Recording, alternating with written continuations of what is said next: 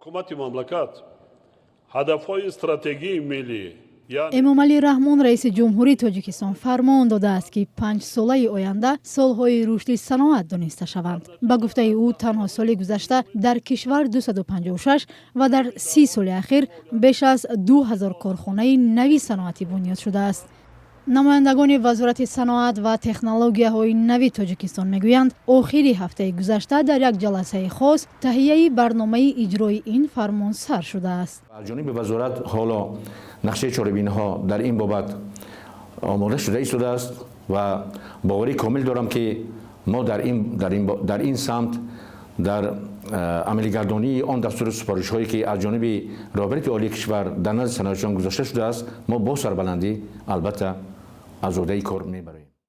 ҳиссаи саноат дар маҷмӯи маҳсулоти дохилии кишвар ба 26% расонида. Президенти Тоҷикистон дар паёми солонаи худ дастур дод ки дар 5 соли оянда дар кишвар беш аз 870 корхонаи саноатӣ бунёд ва ҳаҷми тавлидоти саноатӣ ба 95 миллиард сомонӣ расонида шавад. ба иддаои Эмомалӣ Раҳмон, ними ин маҳсулот бояд ба хориҷи кишвар содир гардад. иқтисодшиносҳо мегӯянд, қабл аз таҳияи чунин барнома мебоист нуктаҳои асосии он рӯшан карда мешуд. бояд ба ҳамон корхонаи меҳнатталаб ки дар Тоҷикистон онҳо ашёи хоми худро пайдо карда метавонанд, ба онҳо бештар бояд диққат диҳем. аз сӯи дигар, коршиносон пешниҳод мекунанд ки бояд пойбандии саноати Тоҷикистон ба истихроҷи маъдан коҳиш дода шавад.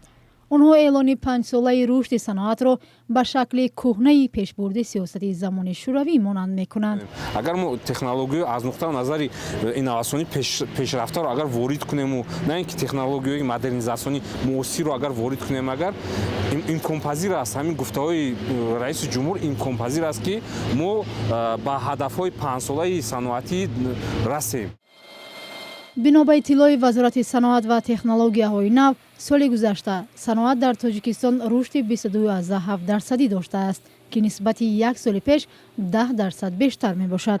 дар соли гузашта корхонаҳои саноатии Тоҷикистон ба маблағи 3 миллиард доллари амрикоӣ маҳсулот тавлид карданд, вале бо вуҷуди ин воридоти мол ба кишвар аз содирот ба маротиб бештар аст.